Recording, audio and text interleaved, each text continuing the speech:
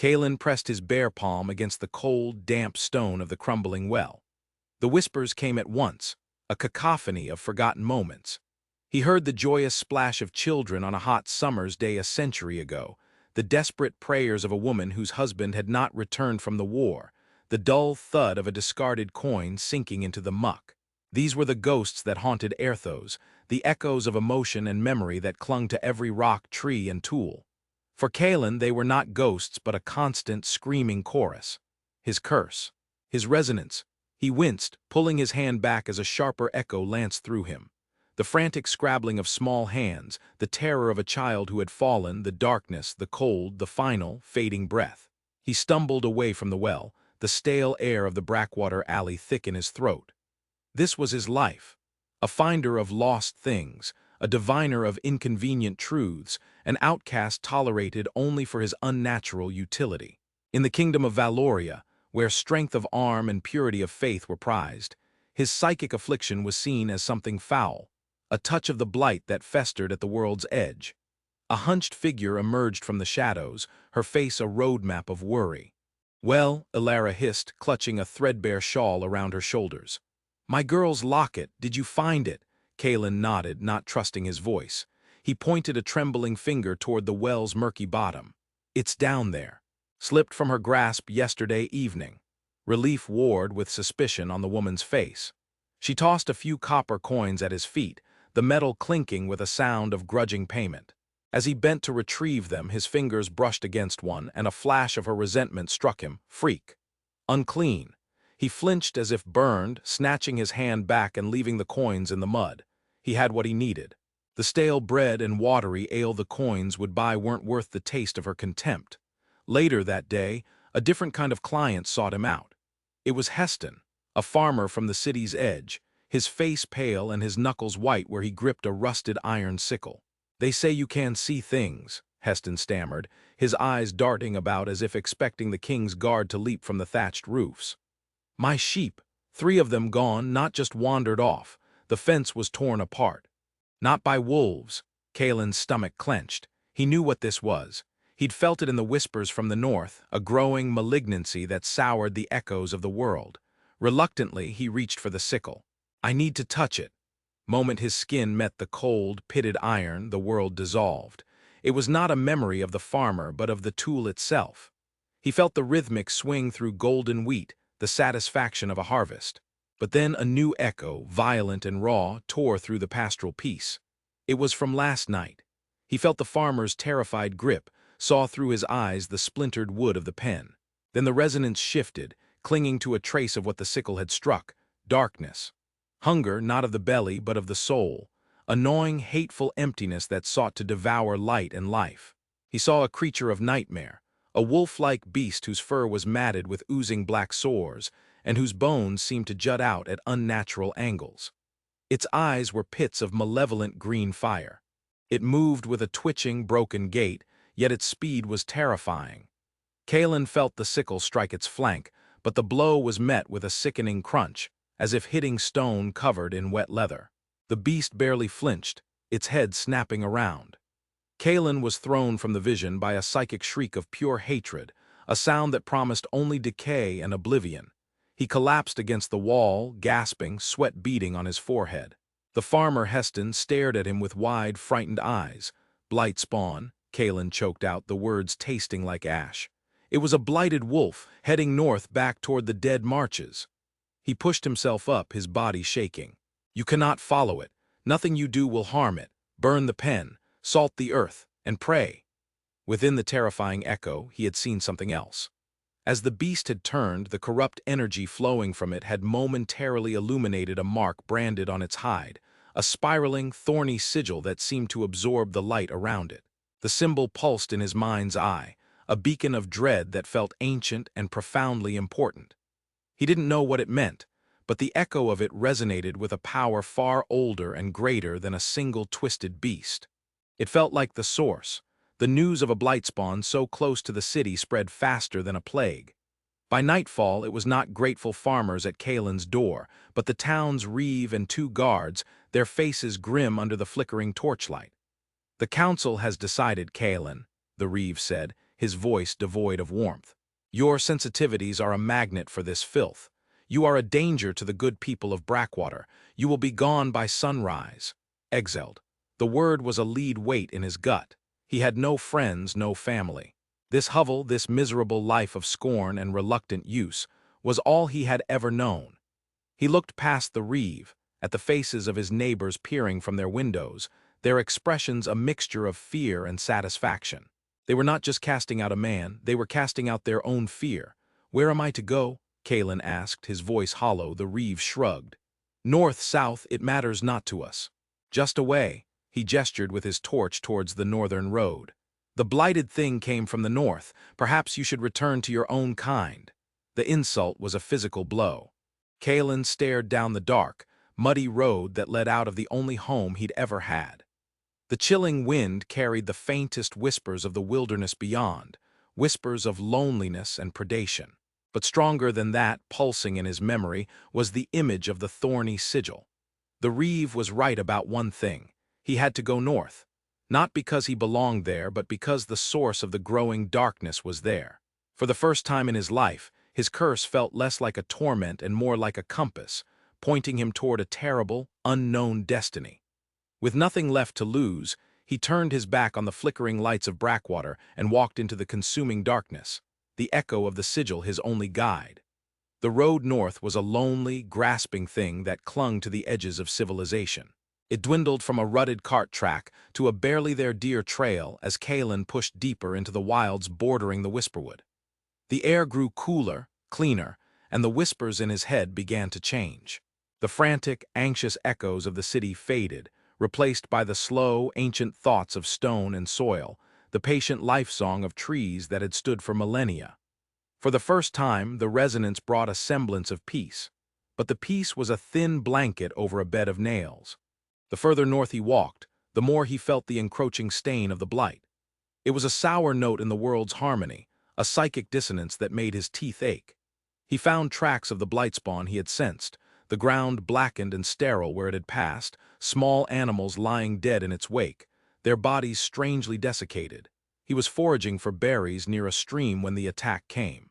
The forest fell silent, a sudden, unnatural hush that was more alarming than any sound. Kaelen felt it before he saw it, a wave of mindless hunger, a spike of predatory glee. 3 of them burst from the undergrowth. They were the same type of wolf-like creature he had seen in his vision, all twisted limbs and weeping sores, their jaws slavering a black ichor that sizzled on the fallen leaves. Kaelen scrambled backward, his hand flying to the small, rusty knife at his belt, a pathetic defense. One of the beasts lunged, and he threw himself to the side, landing hard on the damp earth.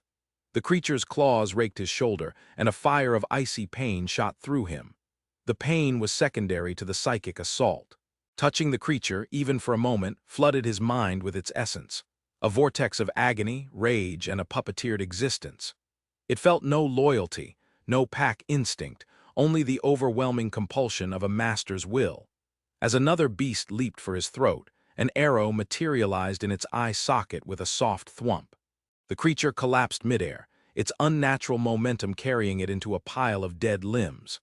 A second arrow took the third beast in the chest, staggering it. Kaelen, still on the ground, looked up to see a figure drop from the boughs of an ancient oak. She moved with a fluid grace that seemed more animal than person. She was tall and slender, clad in mottled green and brown leathers that blended perfectly with the forest. A longbow was in her hand, and a quiver of dark-fletched arrows was slung across her back. Her face was angular, with high cheekbones and pointed ears that marked her as one of the Sylvanari, the reclusive elves of the Whisperwood. Her eyes, the color of moss and just as ancient, fixed on him with cold appraisal. She ignored him for a moment, drawing a long, leaf-shaped dagger and approaching the first beast, the one that had wounded him. It was writhing on the ground, trying to rise. With a single, economical movement, she plunged the blade into its skull. The twitching stopped. She wiped the black fluid from her blade on the creature's hide with a look of profound distaste. "You are a long way from your soft southern cities, human," she said, her voice like the rustle of leaves, yet sharp as broken flint. She looked at the wound on his shoulder. "It has marked you. The corruption will set in soon if it is not cleansed." pushed himself to a sitting position, clutching his shoulder. The wound burned with a chilling cold. "Thank you," he managed, his voice raspy, her eyes narrowed. "Gratitude is premature. I have not decided if saving you was the correct decision. Why are you here? This is not a place for your kind." "Looking for something," Kaelen said, his head swimming. "A symbol. I saw it on one of these creatures." He tried to describe the thorny, spiraling sigil, his words clumsy. The Sylvanari warden's expression shifted from suspicion to alarm. Her cold demeanor cracked, showing a sliver of something deeper. "You saw the withering mark? Where?" "On a beast like these, near the city of Brackwater. It's why I came north." Kaelen hesitated, then decided on a desperate truth. "I can sense things. Feelings, memories left behind. I felt the power in that mark. It's the source of this corruption, isn't it?" She stared at him, her gaze piercing, as if trying to see the echoes inside his head herself. "You are a resonant," she stated, not as a question, but as a fact. "A death speaker. Your kind are ill-omened." "It's a curse," Kaelen said, the words a familiar, bitter refrain. "All power is a curse to those who do not understand it," she retorted, though with a fraction less hostility. "I am Lyra, warden of this wood. The mark you speak of is a grave matter. The elders must be told." She knelt beside him, pulling a leather pouch from her belt. She produced a poultice of crushed leaves and glowing moss, its scent earthy and clean. "This will hurt," she warned, and without further ceremony pressed it into his wound. Kaelen cried out as a clean, purifying fire replaced the icy burn. The pain was intense, but he could feel it fighting the Blight's corruption, cauterizing it on a spiritual level. Through the haze of pain, he felt Lyra's own resonance, not like his, but a deep, powerful connection to the life of the forest around them. He could feel her drawing on its strength, channeling it into the healing salve. When the agony subsided to a dull throb, he breathed, "Why are you helping me?" Lyra finished tying a bandage over the poultice with practiced hands. "The withering mark has not been seen in this age. That a resonant human, was led here by it is no coincidence. The forest whispers of a growing imbalance. Perhaps you are a symptom. Or perhaps," she said, her mossy eyes studying him intently, "you are part of the cure. I will take you to Telmithrin, our home. The elders will listen to your story and decide your fate." She stood, her bow back in her hand. "But be warned, Death Speaker. The Whisperwood does not suffer deceit. If you are anything other than what you claim, the forest itself will unmake you." With that promise hanging in the air, Kaelen staggered to his feet. He was wounded, exiled, and now the prisoner of a grim elf warden. And yet, for the first time, he was not alone with his curse. Someone else knew what he was, and more importantly, they knew what the symbol meant. Following Lyra deeper into the dappled light and shifting shadows of the Whisperwood, Kaelen felt a sliver of terrifying hope. His path was leading not just to a source of darkness, but perhaps, finally, to a purpose. The journey to Telmithrin was like stepping into another world. The chaotic, overgrown forest at the border gave way to a managed wilderness, where ancient trees seemed to bend by their own will to form arching pathways, and silver-barked sentinels stood in silent, ordered rows. The air hummed with a vital energy, a stark contrast to the encroaching Blight.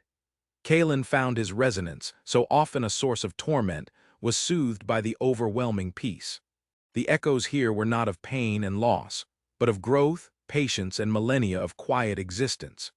He could feel the slow, deep consciousness of the forest itself, a vast and ancient being, and for the first time he could filter the whispers, focusing on the gentle hum of life instead of the sharp cries of death. Lyra walked ahead of him, silent and watchful. She moved without a sound, her feet seeming to know the path instinctively. She pointed out plants that could heal and plants that could kill with a single touch. She taught him to read the signs of the forest, the language of broken twigs and bird calls. A grudging respect began to grow between them. She was still wary of his death sense, but she could not deny its utility. On 2 occasions, Kaelen stopped them, his head cocked. "There's a memory of pain ahead," he said the first time. "A trap, iron teeth, rusted with blood." Lyra, skeptical, crept forward and found a crude bear trap, ancient and long forgotten, hidden under a covering of leaves. After that, she listened more closely when he spoke. Telmithrin was not built so much as it was grown. The Sylvanari city was a collection of graceful spires and woven living wood structures nestled in the massive boughs of a single, colossal tree that defied imagination. Glowing lanterns of captured moonlight hung from sweeping branches, and delicate bridges spun from living vines connected the different levels. It was a place of breathtaking beauty and harmony. The Sylvanari elders were as old as the forest itself, their skin like bark and their eyes holding the deep wisdom of ages. They gathered in a chamber open to the sky, seated on thrones of polished heartwood. Lyra presented Kaelen, recounting their meeting and his story with stark honesty. Kaelen stood before them, feeling small and uncouth in his tattered human clothes. He recounted his vision of the withering mark, his voice steady despite his nervousness. He explained his resonance, how it had led him here. The eldest, a male named Lorien with eyes like chips of jade, leaned forward. The withering mark is a sigil of the Blight Lord, a key to the prison where he was sealed during the Sundering. If his minions bear this mark, it means the wards are failing. He is reaching into the world once more. Corruption spreads. Another elder, a female with hair like spun moonlight named Alara, added. The forest feels it. Life withers at our borders. The blight is a void that consumes all. It must be stopped. A younger, more severe-looking Sylvanari named Valerius spoke up, his voice sharp. And we are to trust the word of this human, a death speaker. His very nature is an echo of the blight's decay. He is likely a lure, a trick to draw us out. Lyra stepped forward. I thought the same, Valerius, but I have seen him. His power, though strange to us, is not born of the blight. It is of memory, not destruction. He sensed the trap that would have crippled me. He feels the pain of the world. It is the blight that feels nothing. Held up a hand for silence. He fixed his ancient gaze on Kaelen. The Sundering was a cataclysm of arcane magic. Our own Viridian magic, the magic of life, is potent, but it cannot mend what the Arcanists broke. The knowledge of how to reinforce the Blight Lord's prison is lost to us. It lies in the lore of humans in their cities of reckless ambition. Kaelen's heart sank. The cities of men fear magic. They burn mages as heretics and shun people like me. They will not help. All of them, Lorien said. In the heart of the sun-scorched sands, hidden by powerful illusions, lies the city of Solera. It is a haven for scholars and mages, a repository of the knowledge your kind has forgotten or chosen to fear. They have archives that may hold the secrets of the Sundering and the wards that contain the Blight Lord. Valerius scoffed. You would send one of our own into the burning wastes with this outsider. It is madness. We should seal the Whisperwood. Let the world of men deal with the consequences of its own past. Blight will not stop at our borders when it is done with the world of men, Lyra countered, her voice ringing with conviction. It will consume everything, including us. Hiding is not a strategy, it is a slow death. A long silence filled the chamber. Lorien finally nodded. Lyra is right, we cannot stand idle. Lyra, you will guide the human Kaelen to the deserts of the south. Find the city of Solera. Uncover what you can about the wards. This is the will of the council. He looked at Kaelen, a flicker of something unreadable in his eyes. Your curse has led you to a great burden, Resonant. May you have the strength to bear it. Valerius stormed from the chamber, his disapproval a palpable force. Lyra turned to Kaelen, her expression resolute. The journey will be long and dangerous. The desert is unforgiving and my connection to the forest will weaken there. We will be vulnerable. Vulnerable here too, Kaelen replied, thinking of Valerius's open hostility. Just in a different way. She gave a rare, small smile. Perhaps you do understand. We leave in the morning, rest now, you will need it. Kaelen was shown to a small, quiet chamber woven into the living wood. He touched the wall. The echo was one of deep, abiding peace. For one night he hoped the screaming ghosts of the world would leave him be. He had a new path, a new companion, and a sliver of purpose that felt heavier than any stone but shone brighter than any star. He was no longer just running from his past. He was running toward a future that might decide the fate of all of Aerthos. The transition from the Whisperwood to the sun-scorched sands was a brutal assault on the senses. The cool, damp air of the forest gave way to a shimmering heat that rose from the cracked earth in waves. The life song of the trees faded, replaced by the whisper of wind over sand and stone, an echo of immense, empty loneliness. Lyra, so vibrant and at home in the forest, seemed diminished here. The further they traveled from the Whisperwood, the paler her skin became, and a weary tension settled in her shoulders. Her viridian magic, tied to the life force of her home, was a faint flicker in this barren expanse. Kaelen, conversely, felt strangely resilient. The heat was oppressive, but his resonance, no longer overwhelmed by the forest's vitality, became sharper, more focused. He could feel the thirst of the land, the memory of ancient seas long since evaporated, the faint, desperate hopes of travelers who had passed this way before. They journeyed for over a week, their progress slow and arduous. Water was a constant concern, and the sun was a relentless tyrant.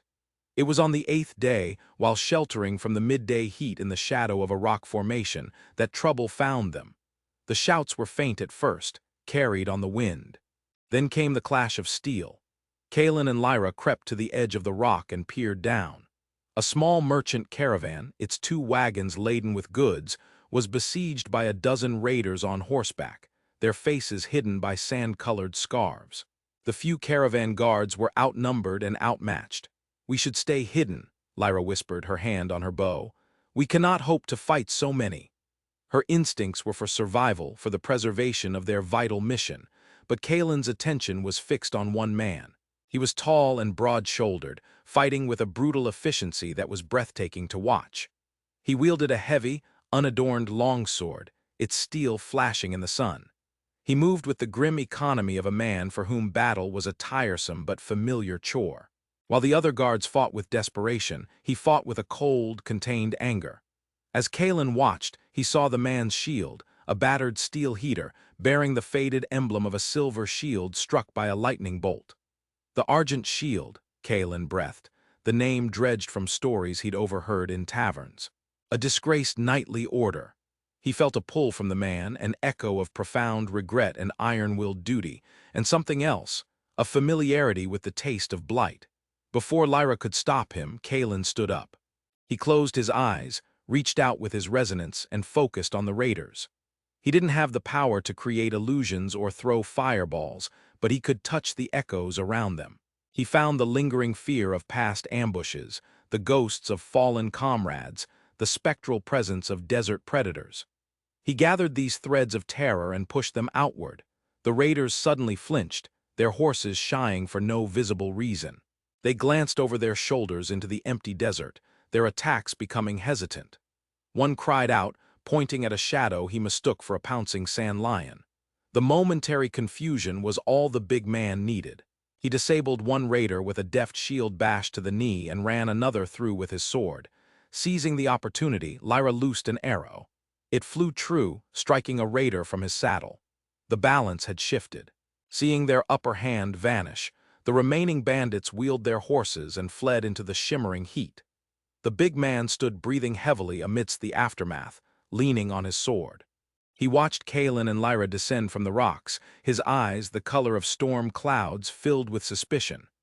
"I don't know what trick you just pulled," he said, his voice a low, gravelly rumble. "But your timing is appreciated. Name's Garrick. Lyra, this is Kaelen." Lyra kept a cautious distance, her bow still loosely in hand. Garrick's eyes lingered on her pointed ears. "Sylvanari, you're a long way from the shade." He then looked at Kaelen. "And you? That wasn't normal magic. What was it?" "He distracted them," Lyra said curtly, cutting off any explanation from Kaelen. "We are travelers on a mission." Caravan master, a portly merchant named Olin, bustled over, wringing his hands. Thank you, Garrick, you were worth every coin. And you too, strangers, I am in your debt." Garrick grunted, wiping his blade on a dead raider's cloak. "Debt doesn't fill a waterskin. Where are you headed that's worth this kind of trouble?" "We seek the city of Solara," Kaelen said, deciding directness was the best approach. Olin and Garrick exchanged a look. "Solara is a myth," Olin scoffed. "A fairy tale to lure fools to their deaths in the sand." "It's real," Kaelen insisted, "and we have to find it." Sheathed his sword, his gaze intense. "Why would an elf and a whatever you are be looking for a mythical city of mages?" He looked again at the faded crest on his shield, and Kaelen felt a surge of the man's past echo, a disastrous patrol, the creeping, life-draining fog of the Blightlands, the screams of his men, his own failure. "We're hunting a sickness that started in the north," Kaelen said quietly. "One I think you've met before, Sir Knight," stiffened, his hand falling to his sword's pommel. The title Sir was a raw nerve. I am no knight, not anymore. The Argent Shields were disbanded. My unit, we failed. Blight, Kaelen said, the word a key unlocking the man's armor. It's spreading. The trail has led us here to find knowledge that can stop it. Was silent for a long time, the desert wind whipping at his worn surcoat. He had been running from his past for years, taking mercenary jobs, burying his shame in coin and combat. But here were two strangers, talking of fighting the very thing that had destroyed his life, his honor. It was a chance he never thought he'd have, a chance for redemption. The caravan master is right, Solara is a myth to most, Garrick said finally. But myths have roots. I've heard whispers from other guards, desert nomads. Talk of a canyon of veiled light that no one can find unless they're meant to. It's a fool's errand. He looked from Kaelin's determined face to Lyra's weary but resolute one. But I've been on worse. He gave a humorless smile. The caravan is headed to the oasis of Actra. It's the last outpost of civilization on this route. From there, the trail gets colder. If you're truly going, you'll need a guide who knows how to fight more than just bandits. Lyra looked at Kaelen, a silent question in her eyes. Kaelen nodded. Garrick's cynicism was a shield, but beneath it was a core of strength and a deep, personal motivation to see this through. They needed him. We would be grateful for your help, Garrick, Kaelen said. Garrick slung his shield over his back. Gratitude later. Let's get to the oasis before we're all cooked alive. And for the record, he added, glancing at Kaelen, whatever you did back there, don't do it to me. As the reunited caravan lumbered on through the oppressive heat, the small group felt less like a collection of strangers and more like the beginning of a fellowship, bound by a common, desperate cause. A haunted finder, a displaced warden, and a disgraced knight, all walking toward a myth in the heart of a wasteland, chasing the shadow of a world-ending threat. The oasis of Actra was a splash of impossible green against the endless tan of the desert. It was also a chaotic, desperate place, teeming with merchants, mercenaries, nomads, and fugitives all clinging to the edge of the known world. Here, Garrick's contacts proved invaluable. After 3 days of hushed conversations in smoke-filled tents and back-alley dealings, he returned to the small room Kaelen and Lyra shared. I found him, Garrick announced, dropping a rolled-up parchment on the table. An old prospector. Says he stumbled into the canyon of veiled light years ago, half dead from thirst. He thinks he was saved by magic. Drew me a map from memory. It's unreliable at best, but it's all we have. The map was a crude thing of looping lines and cryptic landmarks, but it was a start.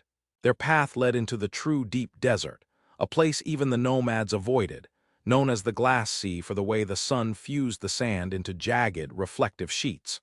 The journey took them another 5 days. The heat was a physical presence, and the landscape became increasingly surreal. Lyra was quiet, conserving her energy, her face a mask of endurance. Garrick, in his element, rationed their water with an iron fist and navigated by the stars. Kaelen's role was to be their divining rod for danger. His resonance picked up the bleached bones of long-dead creatures and the lingering despair of lost travelers, allowing him to steer them away from treacherous ground and the lairs of monstrous desert predators. They were on the verge of turning back, their water almost gone, when Kaelen felt it. It was a powerful, rhythmic hum of energy, a complex web of interwoven power that felt completely different from Lyra's Viridian magic. It was structured, intellectual, and immense. There, Kaelen said, pointing toward a sheer cliff face that shimmered in the heat. It's there, behind the rock. There's nothing but a wall, Garrick grunted, but he followed Kaelen's gaze. As they drew closer, the illusion flickered. For a moment the rock face became transparent, revealing a deep, shaded canyon beyond, before the mirage snapped back into place. An arcane ward, Lyra breathed, her eyes wide with a mixture of academic curiosity and exhaustion. Incredible! As they approached the wall, a section of the rock began to glow with faint blue runes. A voice echoed in their minds, smooth and genderless, "State your purpose. The seekers of knowledge are welcome. The bearers of malice will be unmade. We come seeking knowledge," Kaelen said aloud, directing his thoughts at the wall. "We seek to stop the spread of the Blight." Was a pause, a feeling of being scanned, analyzed on a fundamental level. Kaelen felt the probe sift through his mind, touch upon his resonance, feel the echo of the withering mark he carried. It examined Lyra's connection to the forest and Garrick's ironclad memories of loss and duty. "The need is great," the voice concluded. Enter, the rock face dissolved into a shimmering gateway of light. They stepped through, and the oppressive heat vanished, replaced by a cool, pleasant breeze. They stood at the entrance to a vast canyon. The city of Solera was carved into the canyon walls themselves, a vertical metropolis of white stone, gleaming obsidian and crystalline glass. Walkways and stairs crisscrossed the chasm, and glowing orbs of captured sunlight provided a soft, steady illumination. Figures in flowing robes walked the pathways, engrossed in conversation or reading from floating tablets of light. They were met by a woman whose silver-streaked dark hair was pulled back in an intricate braid. Her robes were simple, but her eyes were sharp with fierce intelligence. "I am Seraphina of the Lorekeepers," she said, her voice crisp and clear. "Our wards alerted us to your approach. A Sylvanari, a former Knight of the Shield, and—" her eyes landed on Kaelen with an unnerving intensity. "And something I have only read about in the oldest texts, a true resonant. Remarkable." Everyone else in his life, Seraphina looked at Kaelen not with fear or pity, but with the unabashed excitement of a scholar discovering a living relic. "Your ability to perceive the echoes of the past, it is a priceless gift. The historical implications are staggering." Kaelen was so taken aback by her enthusiasm that he could only stammer, "Most people call it a curse." "People are fools," Seraphina said dismissively. "Come, you spoke of the Blight. The Conclave has been monitoring its expansion with great concern. We must take you to the archives." She led them through the breathtaking city to a vast, circular chamber at its heart. The walls were lined not with books, but with glowing crystals of every size and shape. Seraphina explained that each crystal held memories, texts, and entire libraries of knowledge, accessible through telepathic communion. Here, with Seraphina's expert guidance, they found what they were looking for. She cross-referenced Kaelen's memory of the withering mark with accounts of the sundering. The pieces fell into place with terrifying speed. "Blight Lord is an entity from beyond the veil, a being of pure entropy," Seraphina explained, her face grim as she synthesized the information from a dozen crystals. "The sundering was a war, and the final spell wasn't a weapon, but a cage. A planetary ward powered by 3 focal points." She projected an image of Aerthos into the air between them, 3 points of light glowing on its surface. The ritual to seal him was immense, and the original arcanists who performed it had to anchor it to concepts, not just places. She pointed to the 3 lights. "One anchor is in the Whisperwood. The archives call it the heart of the forest, a source of concentrated life energy. The second is here in the desert, a tear of the sunstone, a crystal that perfectly resonates with the raw, untamed magic of the sun. And the third," she turned to Kaelen, her expression somber. "The third anchor is not a thing but a moment. It requires an echo of the sundering, a pure, untainted memory of the original spell being cast to realign the ward to its original state." Garrick swore under his breath. "And let me guess, only he can find and carry something like that." He jerked a thumb at Kaelen. Seraphina nodded. "His resonance is the key. He must find a place where the echo of that final spell is strongest, isolate it from the chaos of the sundering, and contain it within himself to bring it to the seal." "And where is this seal?" Lyra asked. Seraphina's projection zoomed in on a desolate gray area on the map. "The Blightlands? At the heart of the corruption, a ruined fortress called Aegis Spire. It is where the final spell was cast, and where the Blight Lord's prison is weakest." A tremor suddenly ran through the chamber, making the crystals hum ominously. A warning klaxon, a pure musical tone of alarm, echoed through the city. Seraphina rushed to a larger crystal, placing her hands on it. "Impossible," she whispered, her face pale. "The outer wards have been breached. Not by force, but by stealth, a shadow probe infused with blight." Her eyes met theirs, her scholarly calm shattered by immediate danger. "It knows we're here. It knows we're looking. The Blight Lord is aware of us. We have run out of time." The quest, once a desperate search, had transformed into a frantic race. The 4 of them, Finder, Warden, Knight, and Scholar, stood in the heart of a hidden city, the weight of the world settling squarely on their shoulders. They now had a plan, a suicidal, desperate plan that would take them through the most dangerous lands in Aerthos to face a godlike entity. and the enemy now knew they were coming. The urgency of the situation forced them into immediate action. The conclave of Solera, while powerful within their city, could not risk an open confrontation. Their role was to preserve knowledge, not wage war, but they offered all the support they could. Seraphina was granted leave to accompany the group, her expertise now indispensable. "The components must be gathered," Seraphina declared, her usual academic fervor now honed to a sharp point of purpose. "We must move swiftly and precisely. Lyra, the heart of the forest, you are the only one who can commune with the Whisperwood to find it." Lyra nodded, her expression grim. "The forest is vast, and its heart does not give up its secrets easily. It will be a trial of spirit." "And I will retrieve the tear of the sunstone," Seraphina continued, already calling up maps of the surrounding desert. "The texts point to the tomb of the Sun King, Nazir. It is a place of potent, raw magic, protected by ancient guardians and complex solar traps. Your experience with direct solutions will be necessary," Garrick gave a wry smile. "You mean you need someone to hit things while you read the funny symbols on the walls?" "Precisely," Seraphina replied without a hint of irony. "And what about me?" Kaelen asked. The plan revolved around his ability, yet he felt like the most fragile piece. Seraphina's gaze softened slightly. "Yours is the most dangerous task, Kaelen. You must journey to the Scar of Sorrows, a chasm in the mountains bordering the Blightlands. It is a place where the earth itself was ripped open during the Sundering. The echoes there are raw, chaotic, and agonizing. You must go there alone." "Alone?" Lyra protested. "It's too dangerous." "Resonance is a delicate instrument," Seraphina insisted. "Our presence, our own emotional echoes, would interfere. He must face the cacophony of the past by himself to isolate the single, pure note of the sealing spell. It is a trial he cannot share." Kaelen felt a familiar chill of isolation, but this time it was laced with purpose. He was not being cast out, he was being trusted. He nodded. "I'll do it." The group separated, each on their own desperate errand.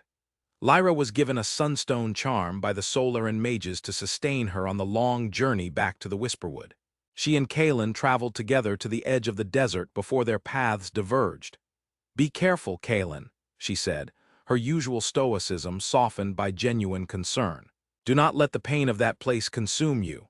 "Not the same man who stumbled out of Brackwater," he replied, a newfound confidence in his voice. "I'll see you at Aegis Spire."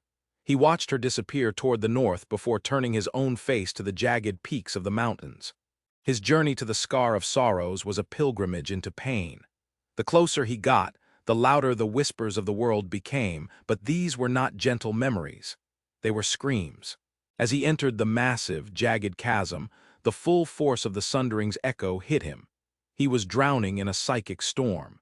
He felt the terror of thousands as the sky tore open. He experienced the searing pain of bodies being unmade by raw magic, the despair of mages whose spells had turned on them, the earth-shattering roar of the Blight Lord's fury. The air was thick with agony. He fell to his knees, clutching his head, the curse returning with a vengeance he had never imagined. He wanted to flee, to block it out, to curl up and let the madness take him. But then he remembered. He remembered the peace of the Whisperwood, the quiet strength in Lyra's eyes. He remembered Garrick's iron resolve, the way he stood against impossible odds. He remembered Seraphina's brilliant curiosity, her belief that his curse was a gift. These were new echoes, his own memories, anchors of hope in a sea of despair. He forced himself to stand. He stopped fighting the storm and instead let it flow through him. He began to sift through the chaos, looking for a single thread in the maelstrom. It was an exercise in focus that strained him to his very soul. He pushed aside the waves of fear and rage, searching for the feeling of defiance, of sacrifice, of the desperate hope that had fueled the final sealing spell. He found it near the chasm's bottom, clinging to a pillar of obsidian that hummed with residual power. It was an echo of immense clarity and focus, a harmony of dozens of minds working as one, pouring their life force into a single, complex act of creation and containment. It was beautiful and heartbreaking. As he reached out his hand and touched the pillar, he didn't just hear the echo, he drew it in. The memory flooded his being, a torrent of ancient power and knowledge. He felt the strain of the spell, the sacrifice of its casters, and the immense weight of their victory. He collapsed, the echo now a part of him, a silent, powerful presence thrumming within his own spirit. He had his key. Meanwhile, Garrick and Seraphina navigated the treacherous passages of the Sun King's tomb. Garrick's pragmatic skill set proved essential. He disarmed pressure plates, spotted hidden dart holes, and fought off constructs of stone and sand animated by the tomb's magic. Seraphina, in turn, deciphered runic puzzles that shifted walls and revealed hidden paths. She was forced to move beyond theory, her spells becoming less like incantations and more like instinctive reactions. A hastily thrown shield to deflect a burst of solar fire, a flash of light to daze a guardian. They found the tear of the sunstone in the central burial chamber, resting on a pedestal that focused the light from a crack in the ceiling. It was a flawless, teardrop-shaped crystal that pulsed with a warm, golden light. As Seraphina reached for it, the sarcophagus of the Sun King burst open, and his mummified form, wreathed in golden energy, rose to defend it. The battle was fierce. The Sun King was immensely powerful, wielding the sun's fire as a weapon. Garrick's shield was scorched, his armor dented, but working together they prevailed. While Garrick engaged the king in a brutal melee, Seraphina found the control runes on the sarcophagus and, pouring her own arcane energy into them, managed to sever the king's connection to the tomb's power. The construct crumbled into dust and ancient linen. Exhausted but triumphant, they claimed their prize. Far to the north, Lyra faced her own trial. She stood before the Heartwood, the most ancient and sentient tree in the Whisperwood. To ask for its heart, a gem of solidified, life-giving sap, was to ask the forest to wound itself. She could not take it by force. She had to persuade it. She knelt, placing her palms on its bark, and opened her mind, letting go of her own will and joining her consciousness with the forest's. She showed the ancient tree what she had seen, the spread of the blight, the corruption of life, the encroaching void. She shared her fear, her resolve, and the desperate hope offered by the plan. She did not demand. She pleaded. For a long time there was only the deep, slow silence of the wood. Then a single, low branch began to bend down toward her. At its tip, a drop of sap began to form, glowing with an intense green light. It solidified into a smooth, warm gem that pulsed with the life of the entire forest. The heart of the forest. Lyra took it with reverent hands, feeling the tree's sacrifice and its trust. The three parties, battered but successful, made their separate ways to a prearranged meeting point at the foot of the mountains that walled off the Blightlands. They reunited as the sun set, casting long, ominous shadows. They were no longer the mismatched group that had met in the desert. They were a team, forged in individual trials, their respect for one another absolute. They held the keys. Now all that was left was to walk into the lock, into the heart of the enemy's territory. The land inside the Blightlands was a nightmare-given form. The sky was a permanent, bruised twilight, choked with gray, sickly clouds. The ground was a carpet of black, sticky mud and brittle gray flora that crumbled to dust at a touch. The very air was a corrosive whisper, promising decay. Twisted, skeletal trees clawed at the sky, and the silence was heavy, broken only by the wet, slithering sounds of things that should not be. Kaelen's resonance was a constant torment here. The land screamed with a singular, overwhelming emotion, the Blight Lord's infinite, patient hatred. It was a void that sought to pull everything into its despair. He had to constantly shield himself with the memories of his friends and the pure echo of the sundering he carried within him. Garrick was grimly silent, his hand never far from his sword. This was the place that had haunted his dreams for years. Every shadow seemed to hold the ghost of a fallen comrade. But this time, he was not a frightened lieutenant leading men to their doom. He was a protector, his fear channeled into a sharp, cold focus. He was here to redeem that failure, to silence the ghosts for good. Seraphina's arcane senses were battered by the raw, anti-magic of the Blight. Her spells were harder to cast, requiring more concentration for less effect. She clutched the tear of the sunstone, its warm light a small, defiant shield against the oppressive gloom. Lyra held the heart of the forest, its green glow a similar comfort, but she looked ashen. Her connection to all living things was now a conduit for the pain of a dying land. They were hunted. The Blight Lord knew they were here, and it threw its most terrifying creations at them. Amorphous shamblers of mud and bone, swarms of carrion birds with razor-sharp wings, and hulking brutes that were mockeries of bears and men. The journey to Aegis Spire was a running battle. Their teamwork was the only thing that kept them alive. Garrick was the unbreakable shield, holding the line. Lyra's arrows, tipped with slivers of enchanted wood from the Whisperwood, were deadly accurate against the corrupted flesh. Seraphina's spells, though weakened, created barriers of force and bursts of pure energy that could stagger their foes.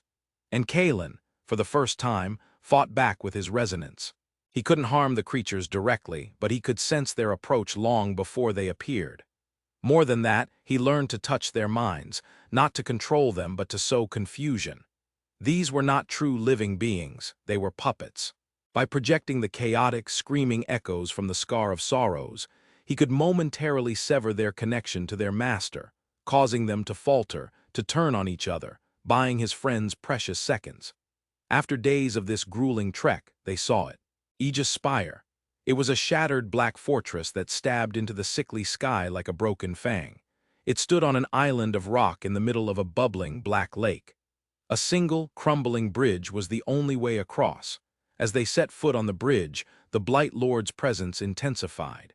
It was no longer a background hum of malice. It was a focused, intelligent will. The bridge began to shake, and from the black lake a colossal creature arose, a serpent made of bone and shadow, its eyes burning with the same green fire as the Blight spawn. It was a guardian, a final test. Seraphina, get to the spire, Garrick roared, planting his feet and raising his shield. Start the ritual, we'll hold it back. The final battle began. The serpent was immensely powerful, its shadowy form resistant to physical blows. Lyra's arrows passed through it with little effect, but the heart of the forest in her hand pulsed, and she realized the creature was pure blight, pure anti-life.